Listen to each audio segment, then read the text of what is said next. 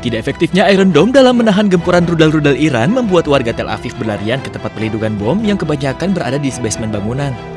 Bahkan warga Tel Aviv dipaksa berlindung bersama hewan peliharaannya untuk menghindari terkena serangan rudal balasan Iran yang terus menghujani Israel. Menurut media lokal, gempuran Iran membuat warga di kota-kota Israel lainnya juga telah mengungsi ke tempat penampungan. Hal ini terjadi setelah Iran melakukan serangan balasan atas serangan yang dilakukan Zionis Israel bersama Amerika Serikat yang menewaskan pemimpin tertinggi Iran Ali Khamenei.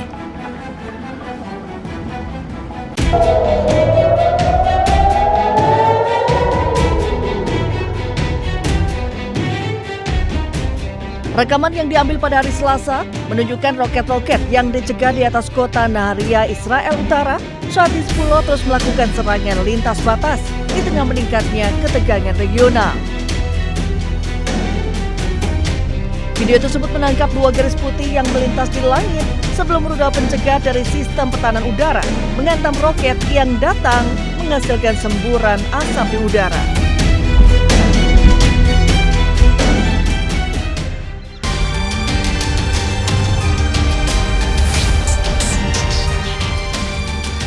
Sebelumnya, serangan udara ke kawasan yang terletak dekat perbatasan dengan Lebanon pada Senin malam menghantam daerah permukiman di kota tersebut, menyebabkan rumah-rumah terbakar dan melukai sedikitnya 7 warga sipil.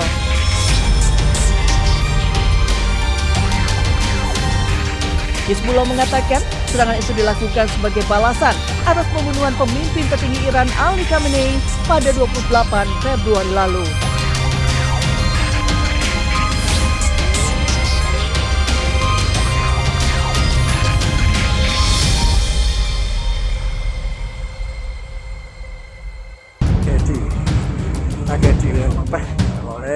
Sebuah ledakan terjadi di sebuah musola di Kecamatan Udanawu, Kabupaten Blitar, Jawa Timur, sekitar pukul 12 dini hari, diduga berasal dari petasan atau mercon berdaya ledak tinggi. Akibat ledakan itu, bagian atap dan sejumlah dinding musola mengalami kerusakan cukup parah. Puing-puing bangunan terlihat berserakan di sekitar lokasi kejadian. 2 orang yang berada di dalam musola saat ledakan terjadi mengalami luka bakar di sejumlah bagian tubuh, terutama pada tangan, dada, dan wajah. Kedua korban berusia 16 dan 19 tahun, kemudian segera dievakuasi warga dan dibawa ke rumah sakit Serengat untuk mendapatkan perawatan medis. Salah satu korban merupakan anak dari pemilik musola. Korban diketahui sering beraktivitas di musola pada malam hari. Warga tidak mengetahui jika anak tersebut meracik petasan di dalam musola. Keterangan dari dokter jaga pada saat yang kedua korban tersebut datang diantar oleh orang tuanya, tidak ada penyebabnya. Informasinya dari dokter jaga saat akan memasukkan mesin ke selongsong. Polisi masih mendalami penyebab pasti ledakan petasan, termasuk menelusuri bahan dan proses pembuatan petasan yang diduga menjadi sumber ledakan.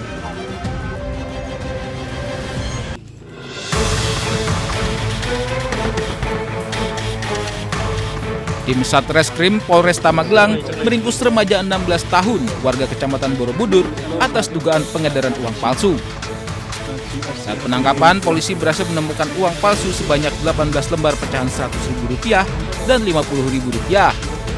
Pelaku kerap beraksi di pasar tradisional, targetkan pedagang yang tidak memiliki alat pemeriksa keaslian uang dan dilakukan secara acak.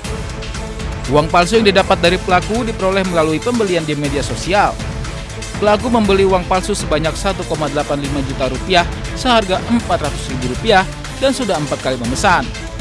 Total uang palsu yang telah diedarkan pelaku mencapai Rp5,4 juta. Ketika kami amankan, yang bersangkutan didapati ada 18 lembar pecahan uang palsu, pecahan Rp100.000 dan 1 lembar pecahan Rp50.000 uang palsu. Setelah kami interogasi, kami bawa ke kantor. Yang bersangkutan memang menerangkan membeli uang palsu tersebut melalui media online, kemudian menerima melalui jasa pengiriman dengan membayar uang Rp400.000. Setiap pembelian itu dapat Rp1.850.000 uang palsu. Pelaku akan dijerat dengan pasal 375 KUHP dengan ancaman hukuman penjara 10 tahun. Dari Magelang, Jawa Tengah, Puji Hartono, iNews melaporkan.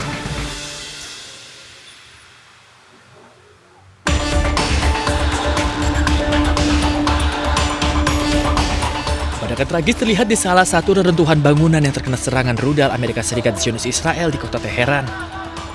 Kelompok Bulan Sabit Merah Iran yang tengah melakukan penyelamatan dan pencarian terhadap korban yang selamat menemukan boneka di antara reruntuhan yang merupakan milik seorang anak-anak yang menjadi korban serangan udara. Sejumlah bangunan yang runtuh mayoritas merupakan kompleks perumahan sipil. Menurut angka terbaru, hingga pekan ketiga perang, pihak Iran melaporkan 1.450 orang tewas termasuk anak-anak. Tim Bulan Sabit Merah Iran melaporkan berhasil menyelamatkan setidaknya 1 orang hidup-hidup dari reruntuhan. یه قسمتی از تهران مورد اصابت واقع شده. دوباره این کوچه کاملا مسکونی هست و عزیزانی که گیر افتاده بودند دارند توسط عوامل امدادی خارج میشن. جستجو ادامه داره. امیدواریم که شهیدی نداشته باشیم. Amerika Serikat dan Zionis Israel melancarkan serangan terhadap Iran pada 28 Februari. Teheran membalas dengan serangan terhadap Israel dan aset Amerika di wilayah Timur Tengah. Konflik pun segera meluas hingga Israel dan Hizbullah saling melancarkan serangan di perbatasan dengan Lebanon.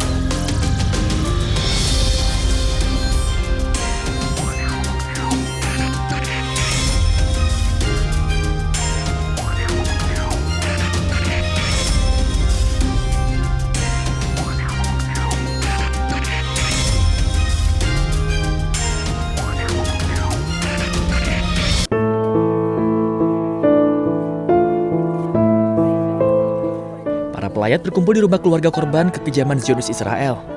Para korban ini tewas setelah diberondong peluru oleh pasukan Israel. Peristiwa itu pun disaksikan oleh keluarga korban lainnya yang masih di bawah umur. Adalah Khaled Bani Oudeh yang menceritakan peristiwa naas yang dialami keluarganya.